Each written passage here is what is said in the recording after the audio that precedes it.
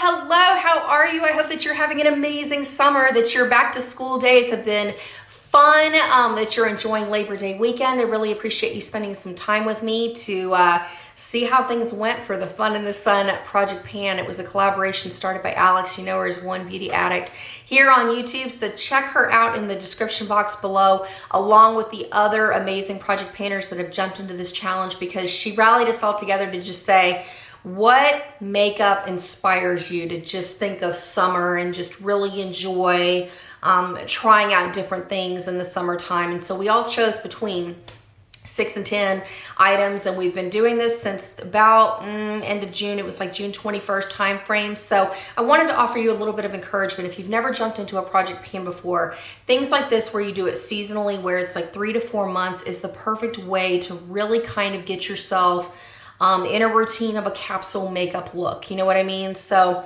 you get an opportunity to really make some very concentrated progress on different things, but it's a short enough time span that you don't feel limited or stuck with those makeup items until you finish. So the next time a seasonal project pan jumps around, because I know that there are some that are going for Halloween, for Christmas, for New Year's, those are amazing opportunities for you to jump in and have some friends along the way that understand the daily ins and outs of panning, and perhaps you will be motivated to pick some things out of your collection that you too have and go on and use them and enjoy them. So on that note, I did choose 10 items because I had some things that I really wanted to make some progress on. And even though I didn't finish everything, I am so happy with the progress that I've made. It's been a fun couple of months, so let's do it. The first thing that I was really excited to finish, I've actually been working on for my single ladies and my man matte project pan, and that is the shade Adorn from my Anastasia Beverly Hills Subculture palette.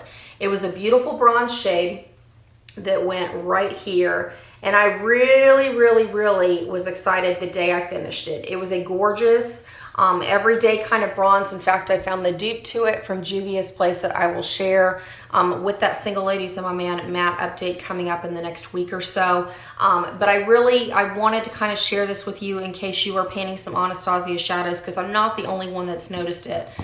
When you wear the intense metallic shades from her line, you definitely want to have an open mind with your eyeshadow bases and try different application techniques, whether you're foiling using a setting sprayer, water, a brush versus a sponge tip applicator versus your finger, because I definitely noticed during the day that the shadow would wear differently, and some days I would have more fading than others depending on how I applied it that day, or eyeshadow bases. And so, like I said, I just kind of wanted to put that out there. The best thing that worked for me is to use a sponge tip applicator, and then as far as bases, I tried the Anastasia formula with the Milani eyeshadow primer as well as the MAC Paint Pot and Soft Ochre. Definitely had a lot better success with the Soft Ochre. And then I would also go through with my number 2 item, which is the NYX Jumbo Eyeshadow Pencil in the shade French Fries, because I really wanted to kind of tone down a little bit of the oranginess that was going on in Adorn. And also I really wanted to get some use on this Jumbo eyeshadow pencil. So this is where I ended up. Hopefully it's going to focus pretty well, because I find this incredibly fascinating with the NYX Jumbo eyeshadow pencils, but they do not pan consistently. I found that just wildly fascinating, because in the past I've panned several NYX Milk Jumbo eyeshadow pencils, and they never can be sharpened down to the same level. Like some I've had to stop here, like with the line of Milk. Some I've been able to get all the way down to the bottom. And I really found this interesting because my sharpener started tearing up this pencil, which was kind of annoying. But in the center of this, like I said, I hope the camera will focus, but there's actually a cylinder of base color. Does that make sense? In the center of this pencil, and the NYX Milk ones are always like hollow. I don't understand, like it is so weird. So I thought that was interesting, but I'm calling this done because not only did my sharpener tear it up, but I've started noticing a very intense, very toxic odor. The best way I can describe it is it smells like gasoline, which I was like, is it me? Am I just noticing something weird? Is it just this formula? So I pulled out my NYX Jumbo eyeshadow pencil, and it does not smell. Can you tell I've had some coffee? I'm talking really fast.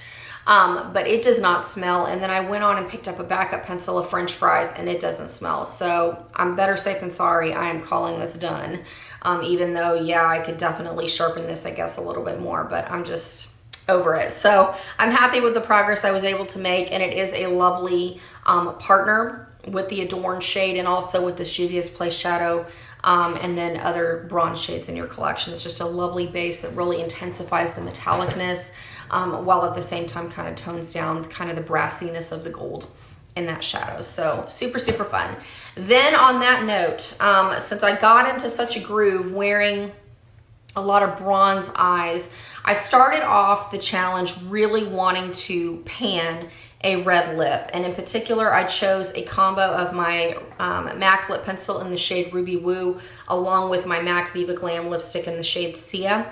I didn't make as much progress as I wanted to on these. I mean, I wore red lips a ton in July, but I also kind of went through one of those moods where I was like, I'm wearing such a neutral eye that I saw the versatility in shaking up my lip colors. So I found myself branching off into wearing a variety of things. And so that kind of, you know, slowed my momentum. But in terms of my lip pencil, when I started off Ruby Woo, I was like at the top of my index finger back in June. And then I've gotten down to where, you know, I'm just about at the top of my thumb. So I'm pleased with that. Like you know, for wearing a red lip, you don't have to reapply it very much during the day, so it does take a long time to go through lip pencils. It especially takes a long time to go through lipstick, and so, you know, I'm very happy with the progress I was able to make.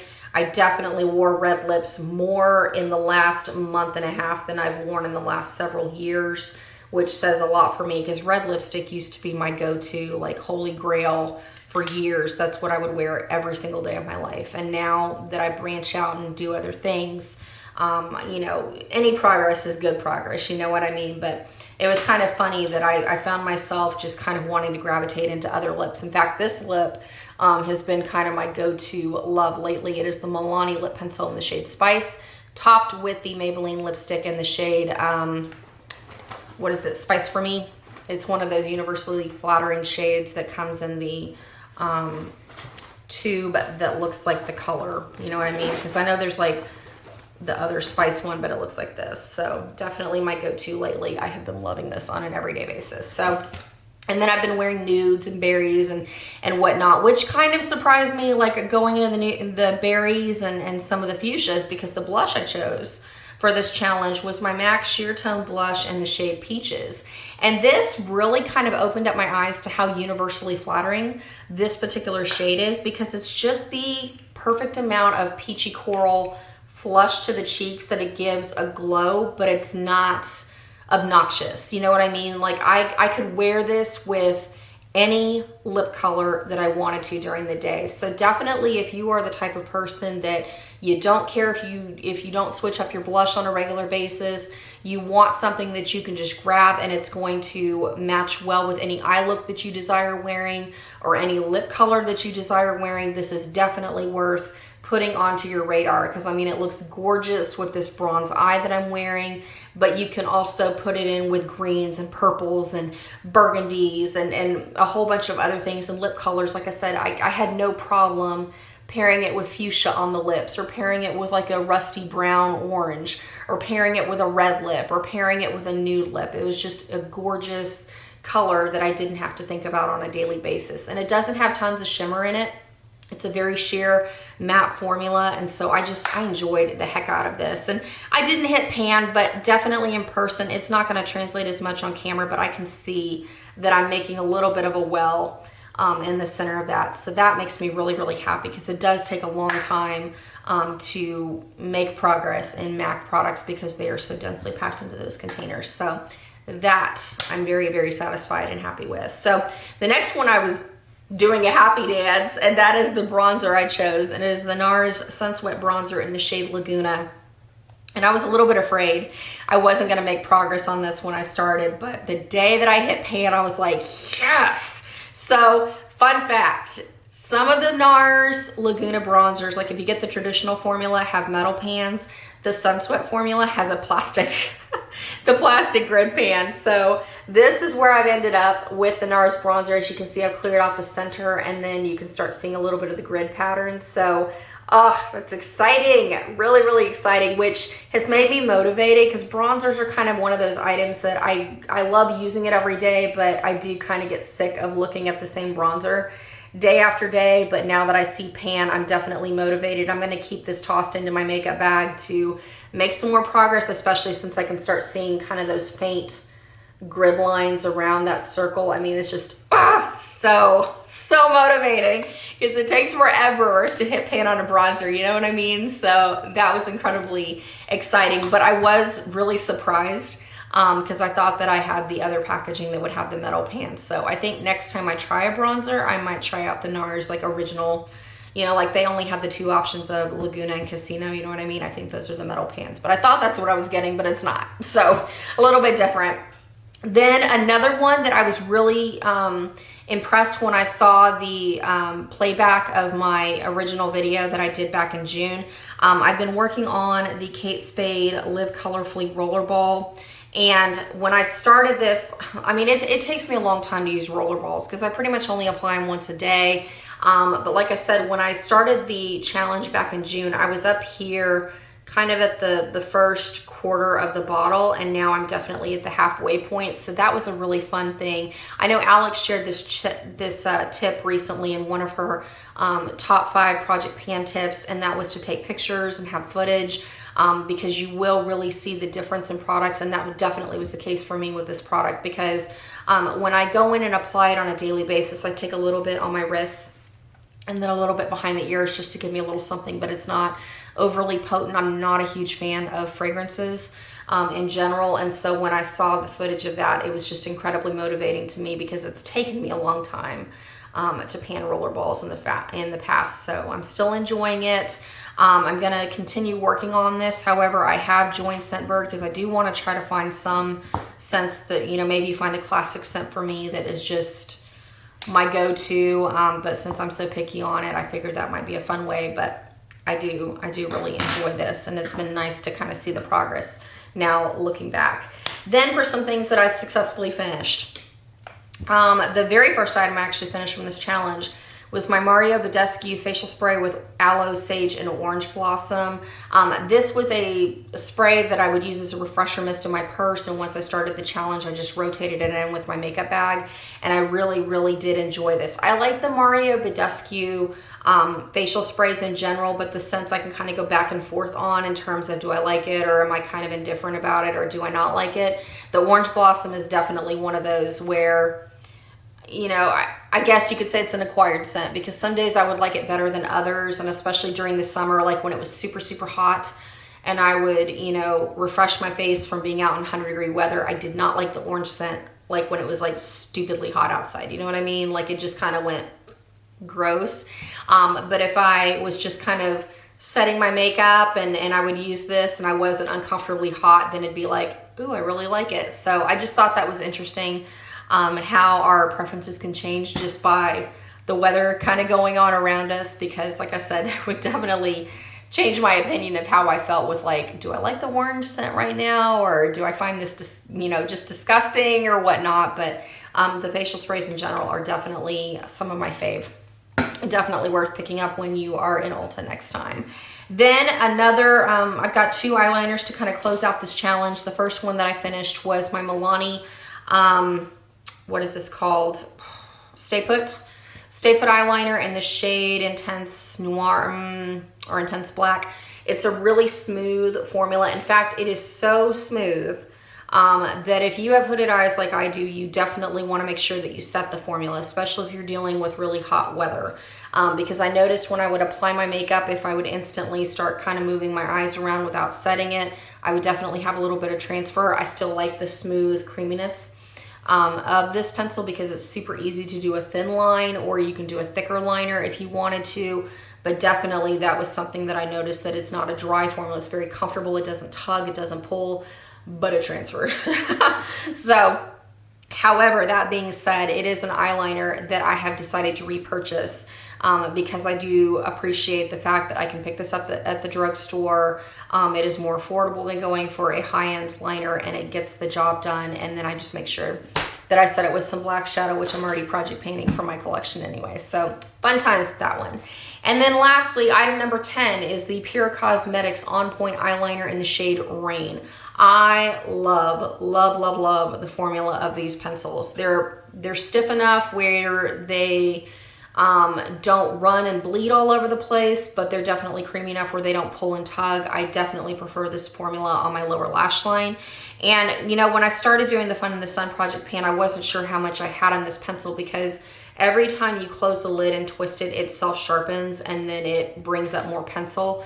I have gotten to the point where it will not come to a point anymore. There's definitely no more product in there. I probably have 1 or 2 more uses if I'm willing to use it flat, but since I'm using it on my lower lash line, it kind of makes a line that's too thick. But color-wise, the Rain shade is the perfect match to the plum shade in the Lorac Pro 2 palette, just kind of putting it out there. Or if you like using the plum shade in the Milani Most Loved Mattes palette, there's the plum shade in there. Or if you have the Too Faced, was it Peachy Mattes? Was there a plum in there, or it's the Gingerbread Spice? There's like a matte plum shade in there. It's the perfect complement to those plum shades. So I really, really love this. It's definitely something I will put on my list to repurchase in the future.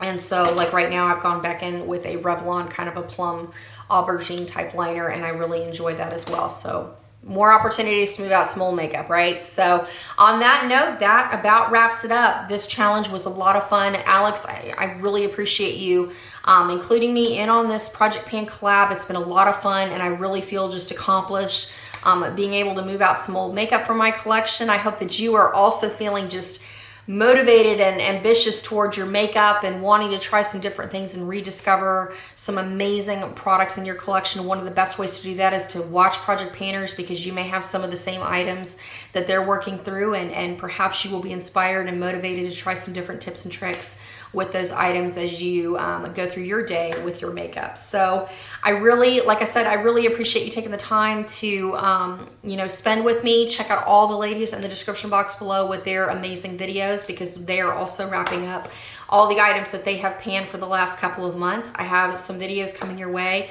Update wise, life has been really, really busy, and so I'm doing my best to get things filmed and out. So until next time, I really, really appreciate you. Take care, and I look forward to seeing you soon. So until then, adios.